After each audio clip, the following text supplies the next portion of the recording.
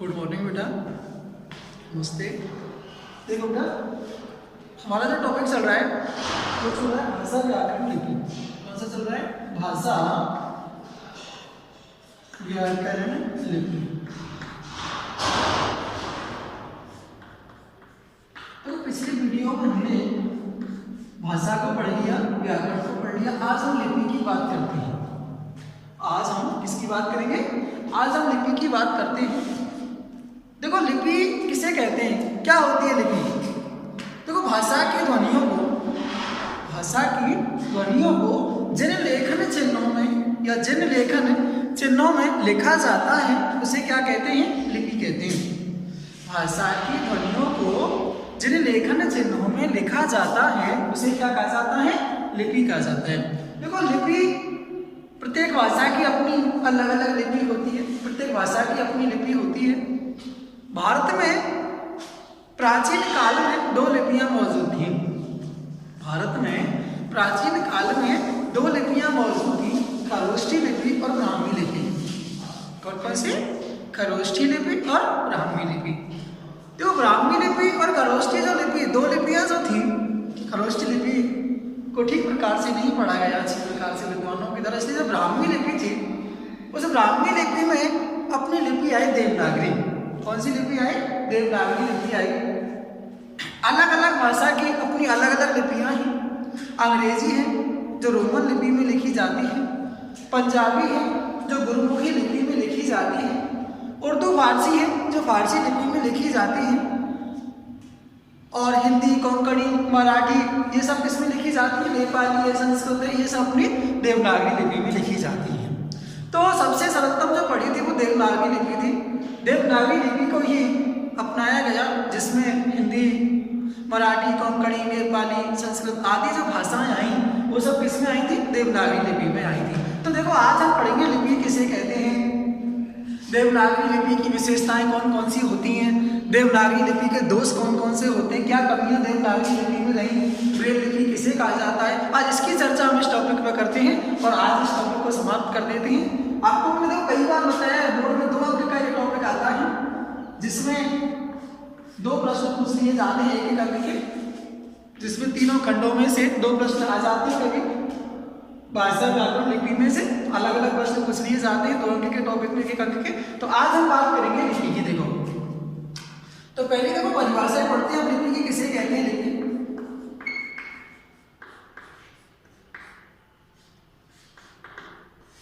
पहले हम लिपि की परिभाषा की चर्चा करते हैं। देखो, भाषा की ध्वनियों को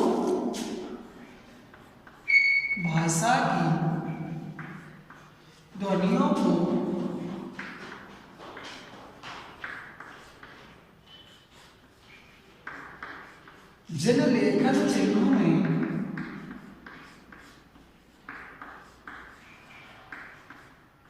भाषा की ध्वनियों को जिन लेखन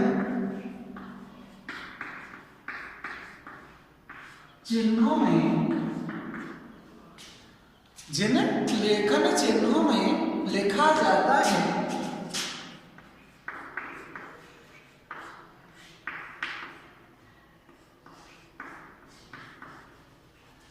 उसे लिपि कहते हैं।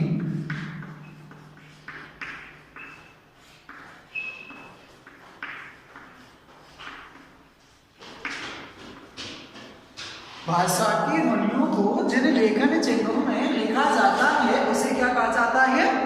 लिपि कहते हैं। क्या कहा जाता है उसको? लिपि कहते हैं। प्राचीन काल में, अगला स्टेप है क्या लिख सकती हूँ, प्राचीन काल में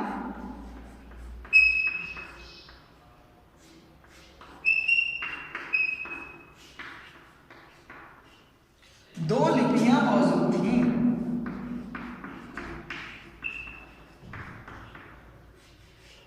विद्यमान थी।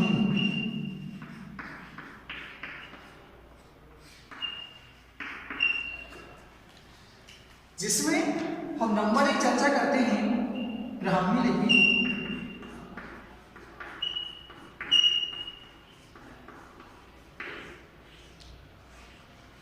और नंबर 2 आती है खरोष्ठी लिपि।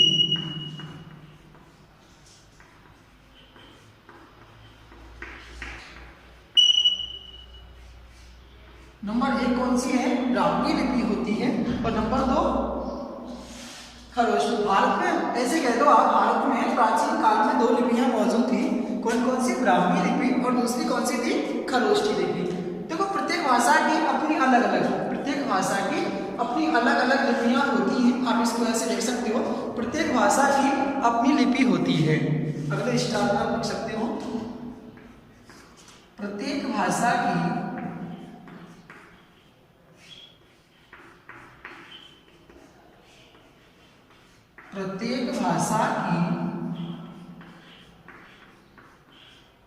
अपनी लिपि होती है।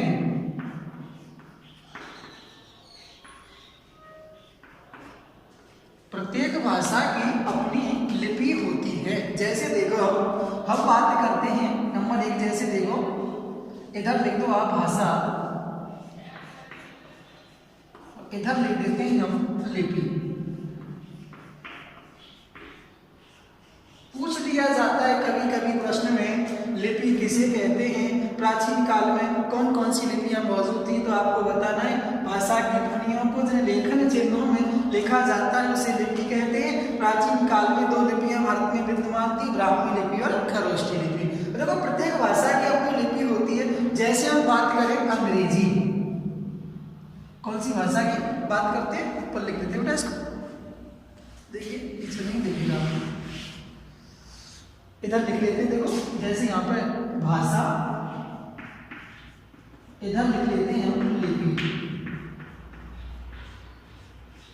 भाषा और लिपि।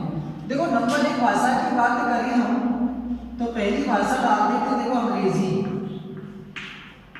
जो अंग्रेजी भाषा है अपनी वो कौन सी लिपि में लिखी जाती है? रोमन लिपि में। कौन सी लिपि में? रोमन लिपि में।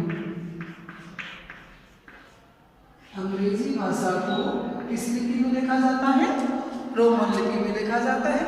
नंबर 2 की बात करें हम, नंबर 2 की चर्चा करें हम, पंजाबी। पंजाबी जो भाषा है वो कौन सी लिपि में लिखी जाती है? गुरुमुखी लिपि में। गुरुमुखी लिपि, इसको पढ़ा जाता है गुरुमुखी लिपि में। जो पंजाबी अपनी भाषा है उसको कौन सी लिपि में पढ़ा जाता है? गुरुमुखी लिपि में पढ़ा जाता है।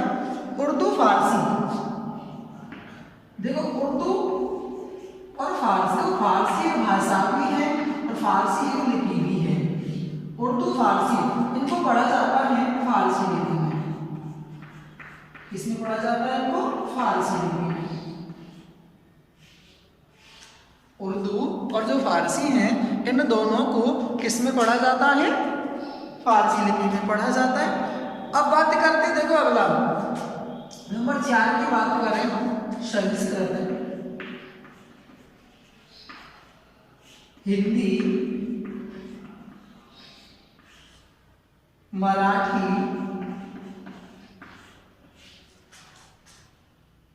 कोंकणी, पाली अनेक भाषाएं। इनका अगर इनकी हम बात करें तो वो कौन सी लिखी जाती है? देवनागरी लिपि में। किसमें पढ़ते हैं उनको हम? देवनागरी लिपि में।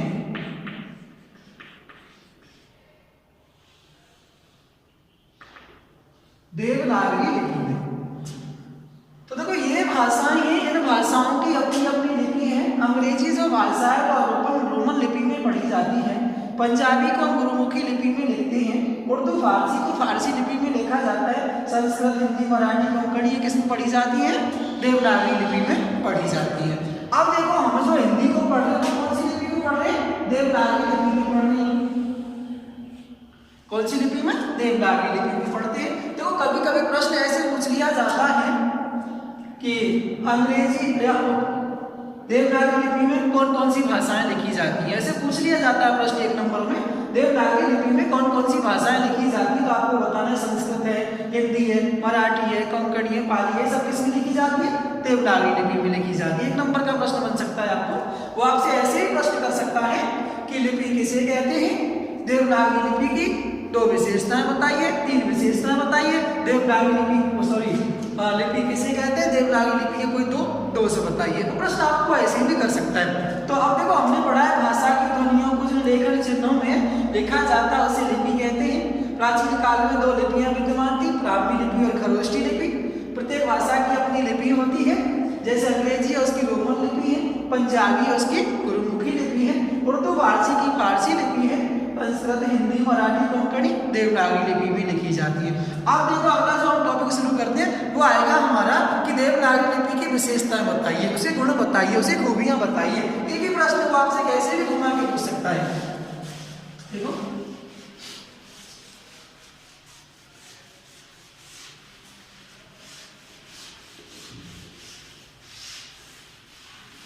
देवनागरी लिपि की विशेषताएं, अगला स्टार लगा के लिखते हैं यहाँ पे देवनागरी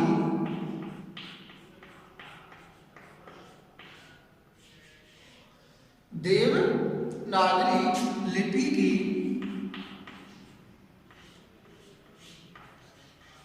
विशेषताएं।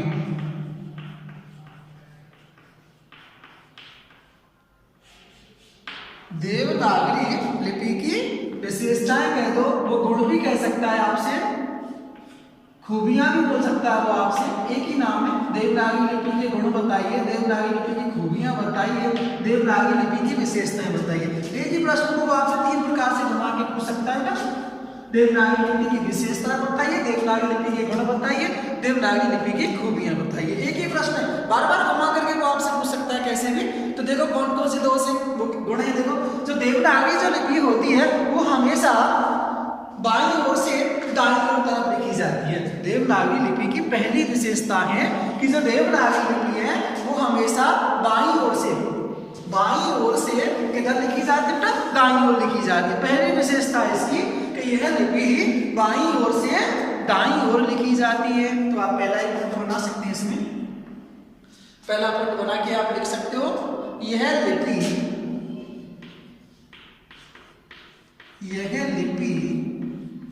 बाईं ओर से, यह लिपि बाईं ओर से दाईं ओर लिखी जाती है, दाईं ओर लिखी जाती है।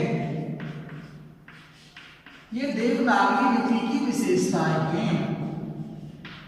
नंबर 1 बेटा, यह लिपि बाईं ओर से किधर लिखी जाती है, दाईं ओर लिखी जाती है। दूसरी बात, यह लिपि उच्चारण के अनुरूप ही लिखी जाती है। दूसरी जो विशेषता है इसकी वो कौन सी है, यह लिपि उच्चारण के अनुरूप ही लिखी जाती है। तो जैसा बोला जाता है वैसा ही लिखा जाता है। कै बोल रहे तो कै है तो कै को कै ही लिखा जाएगा, ऊ बोलते हैं तो ऊ ही लिखा जाता है। नंबर 2 डालते हैं, यह लिपि उच्चारण के अनुरूप ही लिखी जाती है। यह लिपि उच्चारण के अनुरूप ही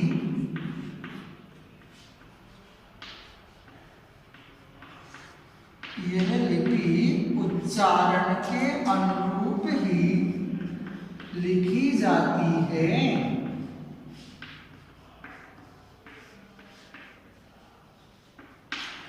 दूसरी विशेषता क्या है इसकी, यह लिपि उच्चारण के अनुरूप ही लिखी जाती है। तीसरे पॉइंट की बात हम इसमें करें, तीसरा पॉइंट डाल दें इसमें हम, संपूर्ण लिपि स्वर और व्यंजनों में विभक्त है। क्या है, संपूर्ण जो लिपि है वह स्वर और व्यंजनों में व्यक्त है। संपूर्ण लिपि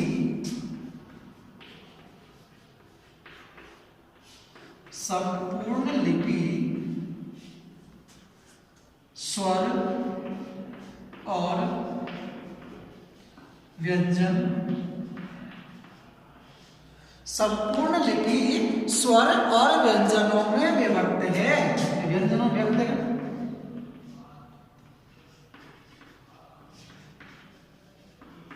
संपूर्ण जो लिपि है वह स्वर और व्यंजनों में व्यक्त है। इसमें शिरोरेखा का प्रयोग होता है, अर्थात जो ये अगला पॉइंट है वह इसमें शिरोरेखा का प्रयोग होता है। इसमें शिरोरेखा इसमें शिरोरेखा का प्रयोग होता है। शिरोरेखा किसे कहते हैं बेटा? शिरोरेखा किसे कहा जाता है? देखो बेटा, शिरोरेखा अर्थात ये जो शब्द है इसके ऊपर जो लाइन खींची जा रही है, शब्द के ऊपर जो लाइन खींची जा रही है इसको क्या बोला जाता है? शिरोरेखा बोला जाता है। तो इसमें जो ये लिपि है देवनागरी, इसमें शिरोरेखा का प्रयोग, कोई भी हम शब्द लिखते हैं ना तो उसके ऊपर क्या खींचते हैं? शिरोरेखा। ये लाइन जो खींची जाती है इसको शिरोरेखा बोला जाता है, इसलिए इसमें शिरोरेखा का प्रयोग किया जाता है। पांचवा पॉइंट, हम पहले पॉइंट की बात कर रहे हैं, यह लिपि रोमन की अपेक्षा कम स्थान घेरती है। यह लिपि रोमन की अपेक्षा, जो रोमन लिपि है उसकी अपेक्षा, यह लिपि रोमन की अपेक्षा कम स्थान घेरती है।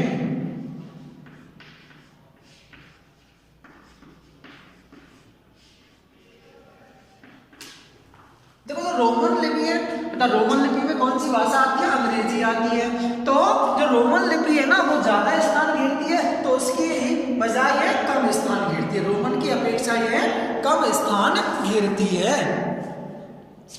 देवनागरी लिपि में उच्चारित वर्ण ही लिखे जाते हैं। छठा पॉइंट आप बना, 5 ही पॉइंट होते हैं।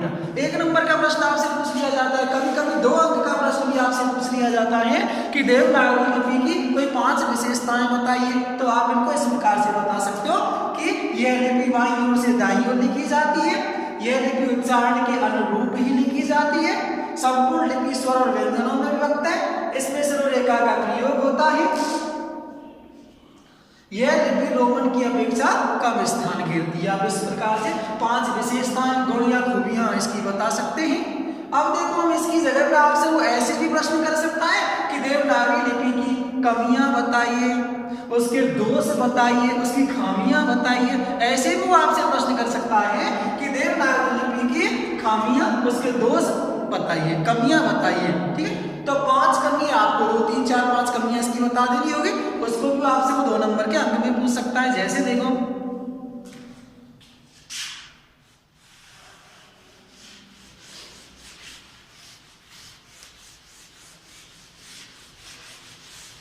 अब बात करते बेटा हम इसकी कमियों की। देवनागरी लिपि के दोष कह दो आप, देवनागरी लिपि के दोष, कमियां कह दो आप, देवनागरी लिपि की कमियां। आप खामियां भी कह सकते हो, एक ही नाम में ध्यान रखना। 3 तरह से वो आपको प्रश्न को घुमा करके पूछ सकता है आपसे। प्रश्न का जवाब एक ही है, लेकिन वो आपसे 3 प्रकार से प्रश्न को घुमा सकता है। वो आपके सामने देवनागरी लिपि के दोष बताइए, कमियां बताइए, खामियां बताइए, 3 प्रकार से प्रश्न को घुमा सकता है। उत्तर वही आएगा आपके सामने, लेकिन प्रश्नों को घुमाने का प्रयास कर सकता है एग्जामिनर आपके सामने। तो देखो, पहली ही कमी हम देखेंगे, देवनागरी लिपि की जो पहली कमी है, यह है, जो पहली कमी कौन सी है? वर्णों के संयुक्त करने की कोई निश्चित व्यवस्था नहीं होती है। वर्णों के संयुक्त करने की, वर्णों के संयुक्त करने की कोई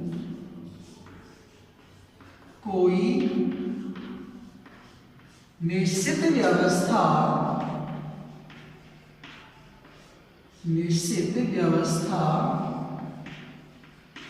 नहीं होती है।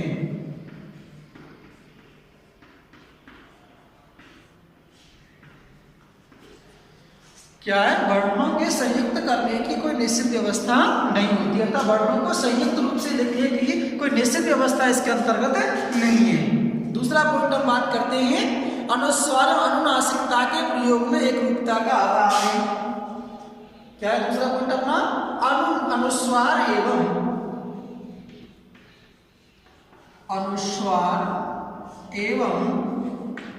अनुनासिकता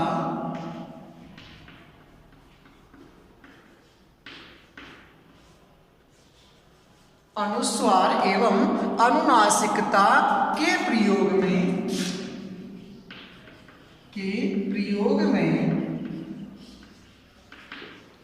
एक रूपता का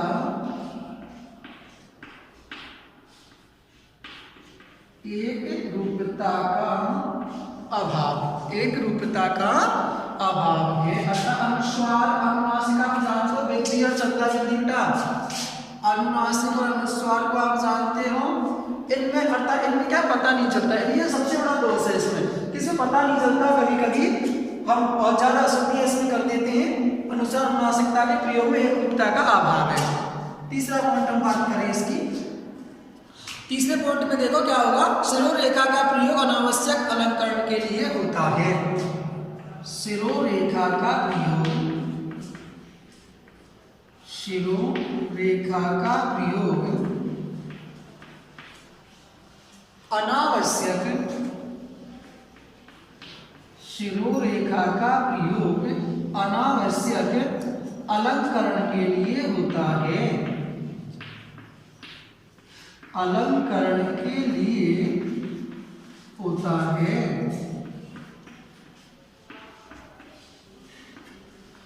कहने का मतलब है कि शिरोरेखा के प्रयोग के बिना भी लिखा जा सकता है, तो इसका प्रयोग से अलंकरण माने शोभा, अर्थात शिरोरेखा का प्रयोग से अनावश्यक रूप से उस शब्द की शोभा बढ़ाने के लिए किया जा रहा है। इसका प्रयोग ना हो तो भी कोई बात नहीं, काम चल जाता है, लेकिन ये अनावश्यक रूप से इसका प्रयोग किया जा रहा है। देखो अगले पॉइंट की अगर हम बात करें नंबर 4 में, तो अनावश्यक वर्ण, अनावश्यक वर्ण है, देखो अनावश्यक वर्ण हिंदी में जो अनावश्यक जो अपने वर्ण है, री, ली,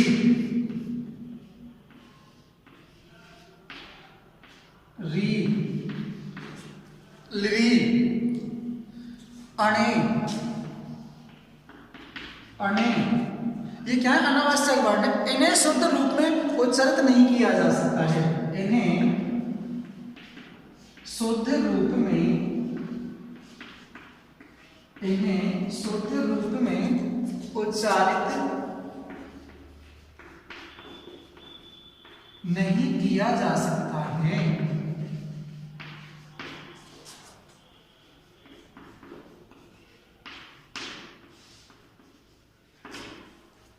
तो ये इस देवनागरी लिपि की कमियां हैं, आपसे वो प्रश्न कर सकता है। ध्यान रखना, एक अंक में वो आपसे पूछ सकता है कि देवनागरी लिपि के कोई दो दोष बताइए, या ऐसे आपको बार बार दोहराना होता है, प्रश्न ऐसे कर सकता है वो आपसे कि लिपि किसे कहते हैं, देवनागरी लिपि की कोई दो कमियां हैं, देवनागरी लिपि कोई दो दोष बताइए, या लिपि किसे कहते हैं, देवनागरी लिपि की कोई दो विशेषताएं बताइए।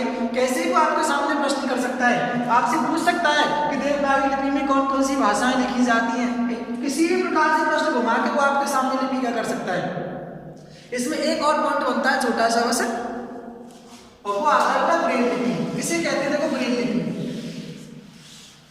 ब्रेल लिपि किसे कहते हैं, देखो ब्रेल लिपि,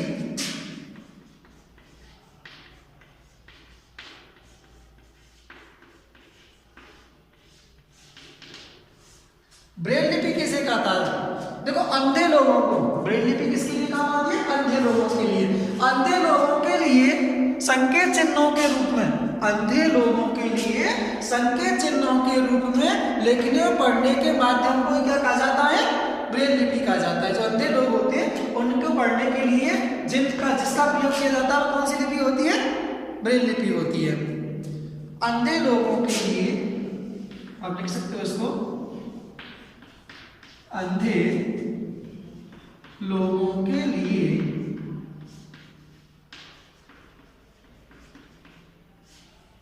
अंधे लोगों के लिए संकेत चिन्हों के रूप में, संकेत चिन्हों के